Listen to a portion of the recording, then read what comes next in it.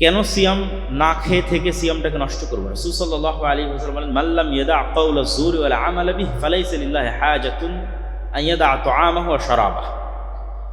যে ব্যক্তি মিথ্যা কথা মিথ্যা কাজ পরিহার করল না, তার না খেয়ে থাকা বেকার। তাহলে আমরা শুধু কষ্ট করে না খেয়ে থাকলাম, ওই ফজিলতটা কিন্তু অর্জন করতে পারলাম না। তাহলে যেহেতু কষ্ট করছি, সেহেতু আর দুইটা অতিরিক্ত কষ্ট করতে তো আর সমস্যা নেই। এই আর দুইটা অতিরিক্ত কষ্ট করার আমাদের শক্ত পণ নিতে হবে যে আমরা রমজান মাসে কোনো গুনাহ করবো না ইনশাআল্লাহ। তাহলে আমরা ইনশাআল্লাহ রমজানের যে ফজিলত সেটি আমরা পাবো। দ্বিতীয়, রমজানে সবচেয়ে জরুরি কাজ কি, বা মানুষের জীবনে আসলে সবচেয়ে জরুরি কাজ কি? সেই দুটো কাজই রমজানে সবচেয়ে জরুরি কাজ। শেখ আব্দুর রাজ্জাক বিন ইউসুফ বহু বক্তব্যে বলেছেন, মানুষের জীবনে 1 নম্বর ইমার্জেন্সি হচ্ছে সালাত। 1 নম্বর সবচেয়ে জরুরি আদায়যোগ্য কাজ, যার চেয়ে জরুরি কোনো কাজ পৃথিবীতে নাই, সেটা সালাত। তার সাথে দ্বিতীয় জরুরি কাজ হচ্ছে কোরআন। এই জন্য উনি ওনার বহু বক্তব্যে বলেছে যে দিনে কিছুই যদি না পারেন, সূরা নাস, ফালাক, ইখলাস হলেও পড়তে হবে, কোরআনের সাথে থাকতে হবে। তা এই রমজান মাসেও আমাদের সবচেয়ে জরুরি দুটো করণীয়, 1 নম্বর 5 ওয়াক্ত ফরজ সালাত, যদি পারা যায় জামাতের সাথে, সর্বোচ্চ চেষ্টা করা। অন্তত এই রমজান মাসে যদি আমরা কিছু না করতে পারি, যে রমজান মাসে আমি কি করতে চাই, কিছুই করতে পারলাম না, অন্তত এই দুটো কাজ যেন আমাদের মিস না। 1, আমরা সালাত মিস দিব না, চেষ্টা করবো 5 ওয়াক্ত সালাত জামাতের সাথে আদায় করার। 2, কোরআন। কেননা এই রমাজানের যত বরকত, যত ফজিলত, সব কোরআনের কারণে। শাহরু রমাদান আল্লাযী উনজিলা ফীহিল কুরআন, এই মাস সেই মাস যে মাসে কোরআন অবতীর্ণ হয়েছে। ইন্না আনজালনাহু ফী লাইলাতিল কদর, আর আমরা কোরআনকে অবতীর্ণ করেছি লাইলাতুল কদর। তাহলে লাইলাতুল কদরের শ্রেষ্ঠত্ব কোরআনের কারণে, রমজানের শ্রেষ্ঠত্ব কোরআনের কারণে, মুহাম্মদ সাল্লাল্লাহু আলাইহি ওয়াসাল্লামের শ্রেষ্ঠত্ব কোরআনের কারণে, উম্মতে মুহাম্মাদের শ্রেষ্ঠত্ব কোরআনের কারণে। নূহ আলাইহিস সালাতু ওয়াস সালামের কওমের একজন মুমিন যদি 1000 বছর জীবন পেয়ে থাকে, আর উম্মতে মুহাম্মাদের একজন মুমিন যদি 60 বছর জীবন পেয়ে থাকে, তাহলে গ্যাপ প্রায় 940 বছর। তাহলে নূহ আলাইহিস সালাতু ওয়াস সালামের কওমের একজন মুমিনের 940 বছরের ইবাদতকে উম্মতে মুহাম্মাদের একজন মাত্র 60 বছরের ইবাদত দিয়ে কিভাবে পার করবে? কিভাবে কিয়ামতের মাঠে উম্মতে মুহাম্মাদি নেকিতে সর্বশ্রেষ্ঠ, অথচ হায়াত 60 বছর, কিন্তু তারাই জান্নাতে সর্বশ্রেষ্ঠ নেকির অধিকারী হবে। অথচ তাদের অতীতে যারা চলে গেছে, তাদের হায়াত 900 বছর, 1000 বছর, 1500 বছর, তাহলে সে 1000 বছর ইবাদত করেছে, 900 বছর ইবাদত করেছে। তো বলছে লাইলাতুল কদরি খায়রুম মিন আলফি শাহর, লাইলাতুল কদরের 1 রাতের ইবাদত 1000 মাসের ইবাদতের চেয়ে শ্রেষ্ঠ। 1000 মাসের ইবাদতের সমান বলা হয়নি, 1000 মাসের ইবাদতের চেয়ে শ্রেষ্ঠ। তাহলে এইটার কারণ হচ্ছে কোরআন। এই সূরা ফাতিহা উম্মতে মুহাম্মাদের কাছে আছে, অতীতের কোনো জাতির কাছে ছিল। এই সূরা ফাতিহা পড়ার যে নেকি, সূরা বাকারা পাঠ করার যে নেকি, এই নেকি থেকে অতীতের উম্মতরা বঞ্চিত। এই জন্য কোরআন দিয়েই এবং কোরআনের বরকতেই উম্মতে মুহাম্মাদি অতীতের উম্মতের 1000 বছরের ইবাদতকে অতিক্রম করে যাবে মাত্র 60 বছরের জীবনের, তাও পুরোটা নয়। আমরা প্রতিদিনের 8 ঘন্টা ঘুমাই, তাহলে আমাদের জীবনের 3 ভাগের 1 ভাগ আমরা ঘুমাই, 60 বছরের 20 বছর ঘুমাই। আর এখন যদি আপনি নিজের ফোনের সেটিংসে গিয়ে দেখেন যে আপনি সারাদিন কতক্ষণ ফোন চালিয়েছেন, তো গড়ে দেখবেন 5 ঘন্টা, 6 ঘন্টা, 4 ঘন্টা, অন্তত 30%, 40% মানুষের গড়ে ফোন চালানোরই পরিমাণ 5 ঘন্টা, 6 ঘন্টা। তারপরে তো অফিসের কাজ আছে, খাওয়া দাওয়া সব কিছু আছে, সব মিলে আসলে আমরা ইবাদত করি কতক্ষণ? কিয়ামতের মাঠে মানুষ দেখবে যে তার হায়াত দুনিয়াতে ছিল 1 দিন। কেন? মানে সারা জীবনে যতটুকু কাজ আল্লাহর জন্য হয়েছে, ওটা জমা হতে হতে 1 দিনের সমান হয়েছে। 5 মিনিট আল্লাহর জন্য, 10 মিনিট আল্লাহর জন্য, এই করতে করতে 1 ঘন্টা আল্লাহর জন্য, এই করতে করতে করতে করতে করতে 24 ঘন্টা, 60 বছর মিলিয়ে 24 ঘন্টা টিকানো গেছে আল্লাহর জন্য। তাহলে দুনিয়াতে সে প্রকৃত জীবন যেটা সে যাপন করেছে, সেটা মাত্র 1 দিন, ওইটা প্রকৃত জীবন। আর বাকি যেটা সে অন্য জায়গায় ব্যয় করেছে, সেটা কিন্তু প্রকৃত জীবন নয়। তাহলে আমাদের রমজানে জরুরি 2টা কাজের একটা কাজ সালাত, এবং দ্বিতীয় জরুরি কাজ হচ্ছে কোরআন। কোরআনের বিষয়ে আমি বহু বক্তব্যে বলেছি, কোরআনের গুরুত্ব তুলে ধরার জন্য, কোরআনের প্রয়োজনীয়তা তুলে ধরার জন্য। তাও আজকে 2-1টা সংক্ষিপ্ত কথা বলি। রাসূল সাল্লাল্লাহু আলাইহি ওয়াসাল্লাম বলছেন, প্রত্যেক মানুষের কিছু ক্লোজ সার্কেল থাকে। যেমন আমরা গত সরকার বলি, এই সরকার বলি, সব সরকারেরই দেখা যাচ্ছে যে প্রধানমন্ত্রী হয় তার নিজস্ব একটা ক্লোজ সার্কেল থাকে। তো মানুষ হয়তো চিন্তা করে যে আমি যদি সে ক্লোজ সার্কেলের অন্তর্ভুক্ত হতে পারতাম, বড় ব্যবসায়ী, বড় পদের কেউ। তো রাসূল সাল্লাল্লাহু আলাইহি ওয়াসাল্লাম বলছেন আল্লাহর নিজস্ব একটা ক্লোজ সার্কেল আছে। আল্লাহ সুবহানাহু ওয়া তাআলার ফ্রেন্ড, আল্লাহ সুবহানাহু ওয়া তাআলার ওয়ালি, আউলিয়াউর রহমান, আল্লাহর বন্ধু, যারা আল্লাহ সুবহানাহু ওয়া তাআলার অতি নিকটে থাকবে এবং অতি ক্লোজ, অতি কাছে থাকবে, তারা হচ্ছে আহলুল্লাহ। তাদের নাম দেওয়া হয়েছে আহলুল্লাহ, তারা আল্লাহর লোক। যে উমুক হচ্ছে প্রাইম মিনিস্টারের লোক, উমুক কিন্তু কমিশনারের লোক, উমুক উমুকের লোক, এটা একটা সম্মান, পাওয়ার। তাহলে কেউ পৃথিবীতে কিছু মানুষ আছে যারা কার লোক? আল্লাহ। তারা হচ্ছে যারা কোরআনের সাথে সবসময় উঠা বসা করে। আল্লাহু আকবার। যাদের উঠা বসা চলাফেরা কোরআনের সাথে, তারা আল্লাহর লোক, তারা আল্লাহর খুব কাছের আউলিয়া ও রহমান। রাসূল সাল্লাল্লাহু আলাইহি ওয়াসাল্লাম বলছেন, আল কোরআন হুজ্জাতুল লাকুম আও আলাইকুম, কোরআন তোমাদের পক্ষে দলিল অথবা তোমাদের বিপক্ষে দলিল। আমরা সিয়ামের কথা শুনেছি, এই যে সিয়াম আমাদের পক্ষে সাক্ষী দিবে, কিন্তু কোথাও হাদিসে বলা নাই যে সিয়াম আমাদের বিপক্ষে সাক্ষী দিবে। আর যে কোনো ইবাদতের ক্ষেত্রে এটাই পাওয়া যায় যে সেই ইবাদত যদি সাক্ষী দেয়, কথা বলে, পক্ষেই কথা বলে। কোরআন একমাত্র ব্যতিক্রম, যে যদি পক্ষে না বলে তাহলে কিসে বলবে? বিপক্ষে বলে, চুপ থাকবে। কোরআনের বিষয়ে চুপ থাকার কোনো দলিল কোরআন এবং হাদিসে নেই।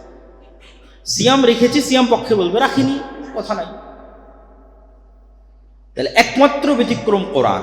পড়লাম, পক্ষে বলল, না পড়লাম, নাই, না পড়লাম, এবার বিপক্ষে বলবে,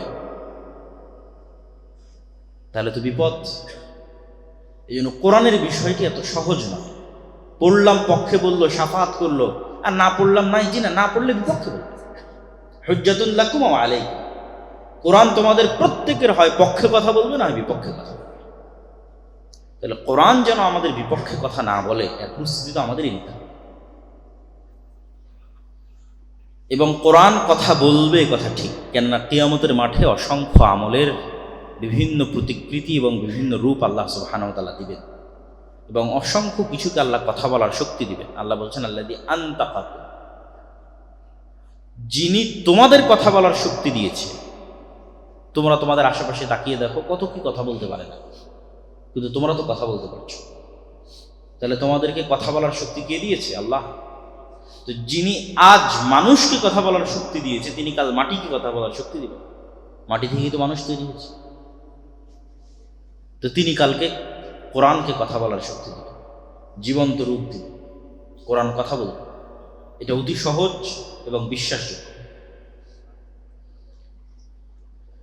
তো রমজানে আমরা সর্বোচ্চ চেষ্টা করতে হবে আমাদেরকে, যে আমরা 5 ওয়াক্ত সালাত যদি পারা যায় জামাতের সাথে সর্বোচ্চ গুরুত্ব দিয়ে, আর 2 কোরআন।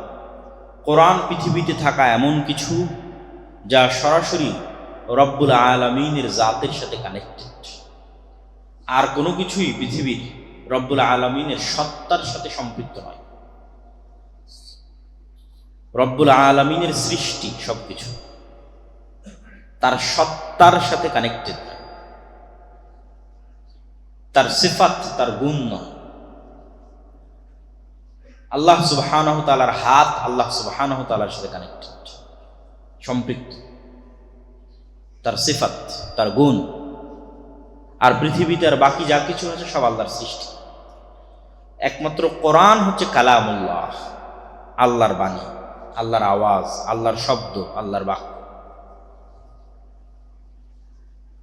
এই জন্য কোরআনের গুরুত্ব সীমাহীন এবং অপরিসীম। এমনিতেই যে কোনো আসমানি কিতাবের গুরুত্ব সীমাহীন ও অপরিসীম। বানু ইসরাইলের উপরে যখন তাওরাত অবতীর্ণ করা হয়, ওয়ারাফা'না ফাওকাকুমুত তুর, তাহলে তাওরাত কত গুরুত্বপূর্ণ যে তোমরা তাওরাত মানতে বাধ্য, এই ওয়াদা নেওয়ার জন্য আল্লাহ তুর পাহাড়কে বানু ইসরাইলের মাথার উপর তুলে ধরেছে। এই তোমরা ওয়াদা করো যে তোমরা তাওরাত পড়বা এবং মানবা, না হলে কিন্তু পাহাড় ছেড়ে দিলাম। এটা তাওরাতের ক্ষেত্রে বানু ইসরায়েলের সাথে ঘটানো হচ্ছে। তখন বানু ইসরায়েল ওয়াদা করলো যে হ্যাঁ, আমরা তাওরাতের উপর ঈমান আনয়ন করলাম, তাওরাত পড়বো এবং মানব। তাহলে তাওরাতের মতো কিতাব অমান্য করলে পাহাড় ছেড়ে দিয়ে বানু ইসরায়েলকে ধ্বংস করে দেওয়া। একই অবস্থা উম্মতে মুহাম্মাদের। হ্যাঁ, অন্য উম্মতকে যেভাবে ধ্বংস করা হয়েছে উম্মতে মুহাম্মাদীকে সেভাবে করা হবে না। উম্মতে মুহাম্মাদীকে ধ্বংস করার ধরন ভিন্ন। যেমন নূহ আলাইহিস সালামের কওমকে ধ্বংস করা হয়েছে বন্যা দিয়ে, আদ সামুদকে ধ্বংস করা হয়েছে ঝড় এবং বিকট আওয়াজ দিয়ে, লূত আলাইহিস সালামের কওমকে ধ্বংস করা হয়েছে শহর উল্টিয়ে আকাশ থেকে অগ্নি বৃষ্টি করার মাধ্যমে, ফেরাউনের কওমকে ধ্বংস করা হয়েছে ডুবানোর মাধ্যমে। উম্মতে মুহাম্মাদী যদি কোরআনকে অবমূল্যায়ন করে তো উম্মতে মুহাম্মাদী কি দিয়ে ধ্বংস হবে? উম্মতে মুহাম্মাদীর ধ্বংসের মাধ্যম হচ্ছে, যেহেতু রাসূল সাল্লাল্লাহু আলাইহি ওয়াসাল্লাম উম্মতে মুহাম্মাদীর জন্য দোয়া করেছেন যে তাদের যেন সমূলে ধ্বংস না করা হয়, সেহেতু সমূলে ধ্বংস হয়।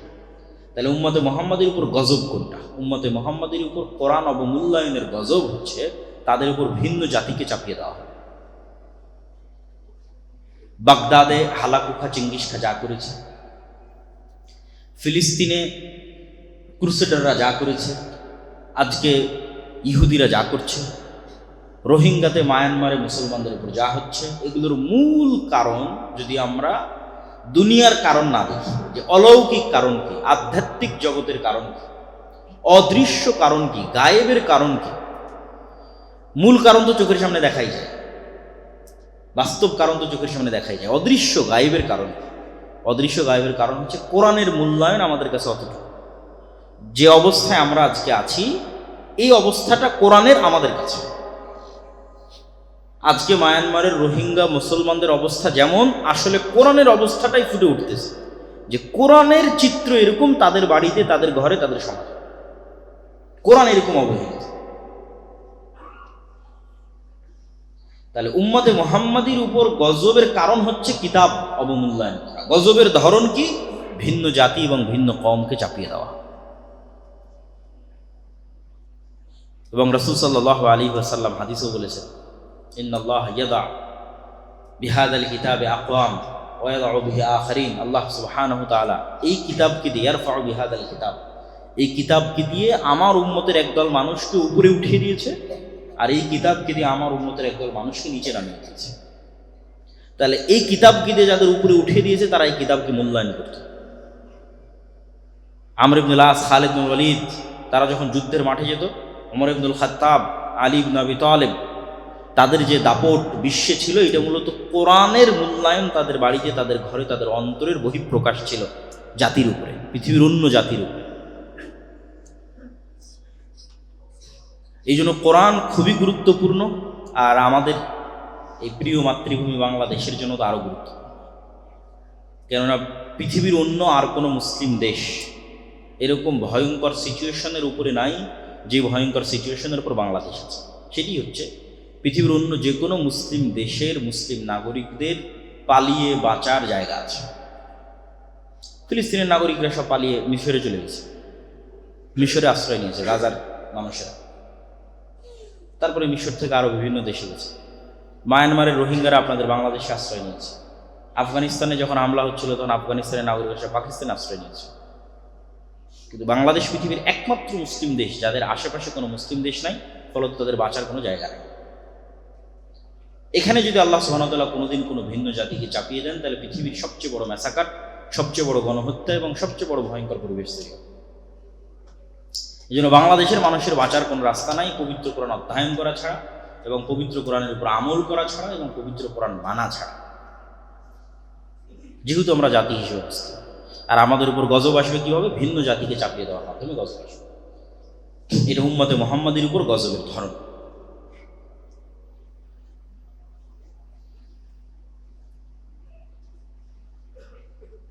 কোরআনের ক্ষেত্রে আরও একটি বিষয়, সেটি হচ্ছে আমরা অনেকেই মনে করি যে আমাদের ছোট্ট সন্তানেরা কোরআন শিখবে, তাদেরকে আমরা মক্তবে পাঠাই, মাদ্রাসায় পাঠাই, স্কুলে পাঠাই।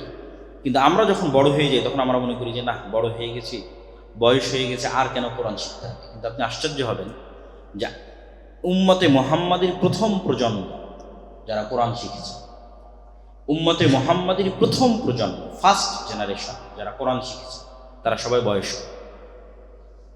স্বয়ং মুহাম্মদ সাল্লাল্লাহু আলাইহি ওয়াসাল্লাম কোরআন শিখেছেন 40 বছর বয়সে। খাদিজা রাদিয়াল্লাহু তাআলা আনহা কোরআন শিক্ষা শুরু করেছেন 55 বছর বয়সে।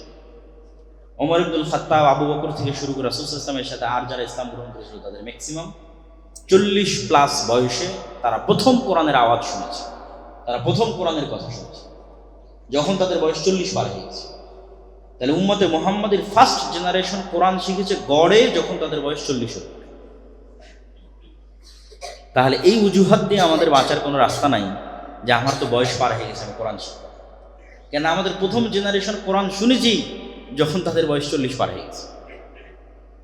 তারপরে না তাদের ছেলেমেয়েরা যখন মুসলমান হলো, আব্দুল্লাহ বিন উমর, আব্দুল্লাহ বিন আব্বাস, তখন ছোট ছোট বাচ্চাদের কোরআন শেখানো। কিন্তু রাসূল সাল্লাল্লাহু আলাইহি ওয়াসাল্লাম এবং রাসূল সাল্লাল্লাহু আলাইহি ওয়াসাল্লামের স্ত্রী তারা নিজেরাই যে 40 এবং 55 বছর বয়স, তখন তারা প্রথম কোরআনের আওয়াজ শুনেছে এবং কোরআন শিখেছে, কোরআন মুখস্থ করেছে এবং মানুষকে শিখিয়েছে। তাহলে আমাদের প্রথম জেনারেশন যদি 40+ বছর বয়সে কোরআন মুখস্থ করতে পারে, কোরআন শিখতে পারে, কোরআন শিখাতে পারে, তাহলে আমরা কেন কোরআন শিখতে পারবো না, কোরআন শিখাতে পারবো না এবং কোরআন মুখস্থ করতে পারবো না এবং কোরআনের উপর আমল করতে পারবো না? প্রিয় উপস্থিতি, রমাজান মাসে আমরা যতগুলো গুরুত্বপূর্ণ কাজ করব মর্মে আজকে আমরা সংক্ষিপ্ত আলোচনা তুলে ধরছি। তার 1 নম্বর জরুরি গুরুত্বপূর্ণ কাজ আমরা বলেছি সালাত, 2 নম্বর জরুরি গুরুত্বপূর্ণ কাজ বলেছি কোরআন, এবং কোরআনের উপরেই আমরা একটু বেশি কথা বলে ফেললাম, কেননা এর সকল বরকত, সকল রহমত সব কিছু কোরআনের সাথে কানেক্টেড এবং কোরআনের কারণে। এবং কোরআন এত গুরুত্বপূর্ণ দেখেই শয়তান আর কোনো কিছুতে এত কষ্ট পায় না, ত্যক্ত বিরক্ত হয় না। মানুষ যখন কোরআনের কাছে যায় তখন সে যে পরিমাণ ত্যক্ত বিরক্ত এবং ক্ষিপ্ত হয়। এই জন্য অন্য সকল কাজ শুরু করা হয়েছে বিসমিল্লাহ দিয়ে, আর কোরআন শুরু করা হয়েছে আউযুবিল্লাহ দিয়ে। যখন তোমরা কোরআন পড়বে ফাস্তাইজ মিনাশ শাইতানির রাজিম, কোরআনের শুরুতে আগে বলবে আউযু বিল্লাহি মিনাশ শাইতানির রাজিম, আল্লাহ শয়তান থেকে পরিত্রাণ চাও। কেন শয়তান তোমাকে কোরআন পড়তে দিবে না?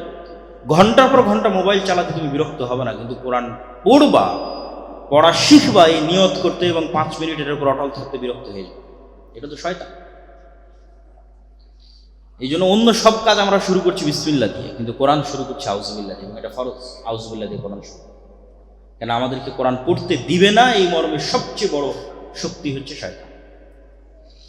না, কোরআন আমাদেরকে হেদায়েতের রাস্তায় নিয়ে যাবে, আল্লাহ সুবহানাহু ওয়া তাআলার সাথে নিয়ে যাবে।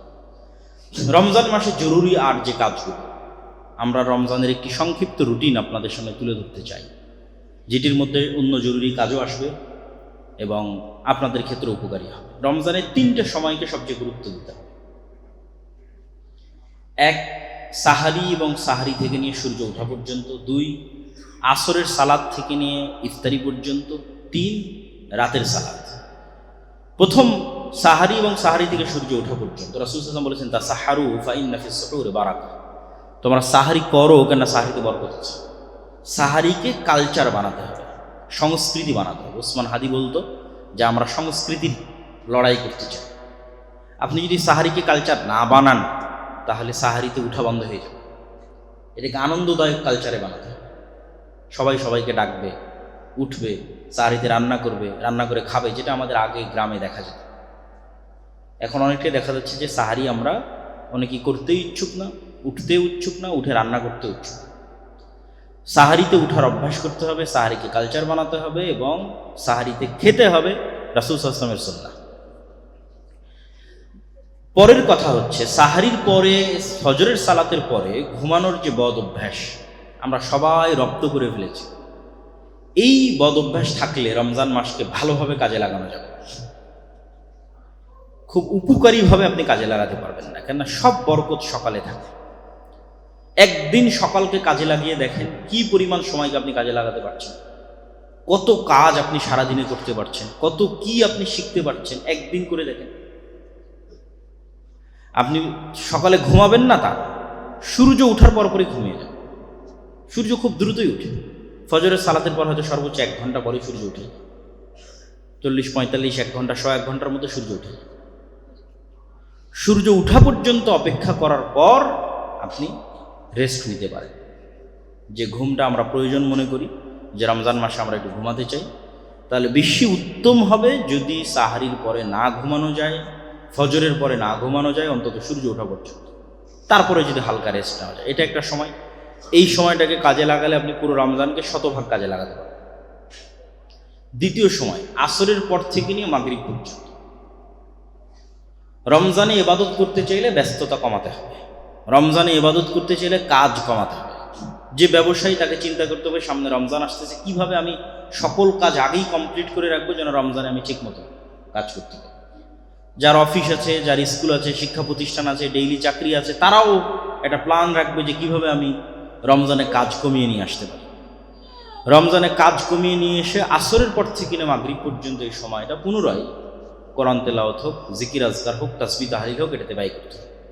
কেন আপনি ফজরের পর থেকে নিয়ে সূর্য ওঠা পর্যন্ত যদি একই জায়গায় বসে থেকে জিকির আজকার, তাসবিহ তাহলিল, কোরআন তেলাওয়াত, কোরআন শিখায় ব্যয় করেন এবং ওই সেম জায়গায় সূর্য ওঠার পর যদি আপনি 2 রাকাত সালাত আদায় করে উঠে আসেন, তাহলে আপনি কবুল হজের সমান নেকি পাবেন। তো অনেক বড় ফজিলত। তো এইটার কোনো রহস্য আছে দেখেই তো এত বড় ফজিলত দেওয়া আছে, এটা কঠিন দেখেই এত বড় ফজিলত দেওয়া আছে। ফজিলতের পিছনে অবশ্যই যেগুলোতে বেশি ফজিলত দেওয়া আছে সেগুলো এত সহজ নয়। মানুষের জন্য কঠিন দেখেই ফজিলত দেওয়া আছে, উপকারী দেখেই উৎসাহিত করা আছে। তো আসরের পর থেকে মাগরিব পর্যন্ত এই সময়ে এত ইফতারির আয়োজন, এত খাবার দাবারের আয়োজন, এগুলো একটু কমাতে হবে, অর্থ অপচয় কমাতে হবে, কমিয়ে এই সময়টাও জিকির আজকার, তাসবিহ তাহলিলে ব্যয় করতে হবে। এবার 3 নাম্বার হচ্ছে রাতের সালাত।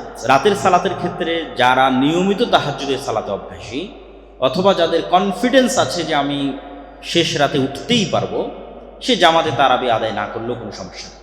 বরং তার জন্য এটাই উত্তম যে সে শেষ রাতে উঠে একা একই লম্বা তেলাওয়াতের মাধ্যমে, লম্বা সালাতের মাধ্যমে তাহাজ্জুদের সালাত আদায় করবে এবং তারপরে তাহাজ্জুদ শেষে বেতের শেষে সে সাহারি করবে। আর যদি কারো ক্ষেত্রে মনে হয় যে না, তার শেষ রাতে উঠার অভ্যাস নাই, উঠতে পারবে না, তাহলে তার জন্য জামাতের সাথে তারাবির সালাত আদায় করার যে প্রচলন আমাদের দেশে আছে, এটা কোনো সমস্যা নেই। বরং অংশগ্রহণ করাই ভালো, যাতে অন্তত সে রাতের সালাত আদায়কারীদের মধ্যে তার নাম অন্তর্ভুক্ত হয়। এই জন্য যারা পারবে না শেষ রাতে উঠতে, তাদের জন্য জামাতের সাথে তারাবির সালাত আদায় করে নেওয়াই উচিত, যাতে সে রাতের যে সালাত, সেই সালাত আদায়ের হকদার হয়। যেটার ফজিলত আমরা বললাম যে কেউ যদি রমজান মাসে রাতের সালাত আদায় করে, তাহলে তারও অতীতের সকল গুনাহ ক্ষমা হয়ে যাবে। কিন্তু 5 ওয়াক্ত সালাত পড়লাম না, তারাবি পড়লাম, এটার কিন্তু কোনো দাম নাই। এই জন্য আমরা বক্তব্য عن أبي هريرة رضي الله تعالى عنه أنه قال قال رسول الله صلى الله عليه وسلم إذا دخل رمضان فتحت أبواب السماء وفتحت أبواب الجنة وغلقت أبواب النار وسلسلة الشياطين. عن أبي هريرة رضي الله تعالى عنه أنه قال قال رسول الله صلى الله عليه وسلم من صام رمضان إيمانا واحتسابا غفر له ما تقدم من ذنبه ومن قام رمضان إيمانا واحتسابا غفر له ما تقدم من ذنبه ومن قام ليلة القدر إيمانا واحتسابا غفر له ما تقدم من ذنبه. যাবতীয় প্রশংসা, হামদ ও সানা মহাপরাক্রমশালী আল্লাহ সকলে বলে আলহামদুলিল্লাহ। সালাম বর্ষিত হোক পৃথিবীর সর্বশেষ ও সর্বশ্রেষ্ঠ রাসূল আহমদ মুহাম্মদ মুস্তাফা সাল্লাল্লাহু আলাইহি ওয়াসাল্লামের প্রতি। প্রিয় উপস্থিতি, আমরা রমজান মাসের প্রথম জুমায় উপস্থিত হয়েছি সিয়ামরত অবস্থায়। রমজান মাসের সাথে সংশ্লিষ্ট গুরুত্বপূর্ণ কিছু কাজ, গুরুত্বপূর্ণ কিছু কর্ম নিয়েই আমরা আজকে আলোচনা করার চেষ্টা করব ইনশাআল্লাহ। রমজান মাস সংশ্লিষ্ট অনেকগুলো কাজ আছে। রমজান মাসে সিয়াম আছে, রাতের তারাবির সালাত আছে, ইফতারি আছে, সাহারি আছে। রমজান মাসে লাইলাতুল কদর আছে, রমজান মাসে ইতিকাফ আছে, রমজান মাসে যাকাত বের করার একটি চিন্তা চেতনা এবং প্রবণতা আছে, যেহেতু রমজান মাসে রাসূল সাল্লাল্লাহু আলাইহি ওয়াসাল্লাম বেশি বেশি দান করতেন। রমজান মাসে কোরআন অবতীর্ণ হয়েছে, অনেক কিছু। রমাজান মাসে জান্নাতের দরজাগুলো খুলে দেওয়া হয়, রমাজান মাসে জাহান্নামের দরজাগুলো বন্ধ করে দেওয়া হয়, রমাজান মাসে শয়তানকে শৃঙ্খলাবদ্ধ করা হয়। তো রমাজান কেন্দ্রিক অসংখ্য আমল, অসংখ্য কাজ আছে এবং সেগুলোর প্রত্যেকটার পিছনে অনেক ফজিলত আছে। তো রমাজান আমাদের জন্য একটি গনিমত, রমাজান আমাদের জন্য অফার, রমাজান আমাদের জন্য সুযোগ আল্লাহ সুবহানাহু ওয়া তাআলার পক্ষ থেকে। রাসূল সাল্লাল্লাহু আলাইহি ওয়াসাল্লাম বলেন, মান সামা রমাদানা ঈমানান ওয়া ইহতিসাবান, যে ব্যক্তি রমাজান মাসে সিয়াম পালন করলো ঈমানের সাথে নেকির আশায়, তার পূর্বের সকল গুনাহ ক্ষমা হয়ে যাবে। যে ব্যক্তি রমাজান মাসের রাতের সালাত তথা তারাবি বা তাহাজ্জুদের সালাত আদায় করলো, একদিনও মিস দিল না, ঈমানের সাথে নেকির আশায় তার পূর্বের সকল গুনাহ ক্ষমা হয়ে যাবে। যে ব্যক্তি রমাজান মাসে লাইলাতুল কদর পেল এবং লাইলাতুল কদরে ইবাদত করলো, তার অতীতের সকল গুনাহ ক্ষমা হয়ে যাবে শুধু এক রাতের ইবাদতের কারণে। তাহলে কি পরিমাণ ফজিলত, কি পরিমাণ সুযোগ এবং অফার এই রমাজান মাসে আছে তা আমরা খুব ভালোভাবেই, চমৎকারভাবেই বুঝতে পারছি।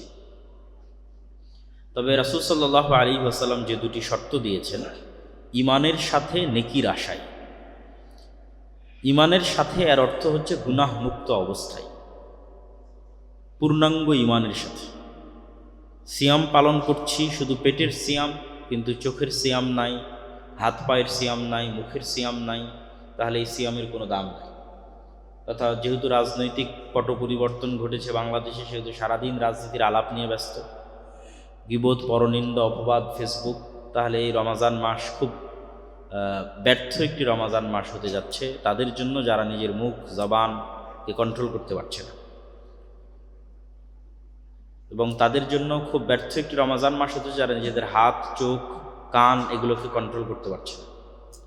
তো রমাজান মাসে আমাদের শক্ত সিদ্ধান্ত নিতে হবে যে আমরা গুনাহ মুক্ত এই 30 দিন পার করব। তবেই এই 30 দিন গুনাহ মুক্ত অবস্থায়, সিয়াম অবস্থায় পার করলেই আমাদের অতীতের সকল গুনাহ, 1 মাসের, 1 বছরের নয়, 2 বছরের নয়, 1 বছর আগের, 1 বছর পরের নয়, জন্মের পর থেকে এই রমাজান পর্যন্ত যত গুনাহ হয়েছে সব ক্ষমা হয়ে যায়। কিন্তু ওইটার জন্য আমাকে শর্ত পূরণ করতে হবে। সেই শর্ত পূরণ হচ্ছে ঈমান অবস্থায় নেকির আশায়। নেকির আশায় মানে আল্লাহর সন্তুষ্টির জন্য, লোক দেখানোর জন্য নয়। আর ঈমানের সাথে মানে গুনাহ মুক্ত।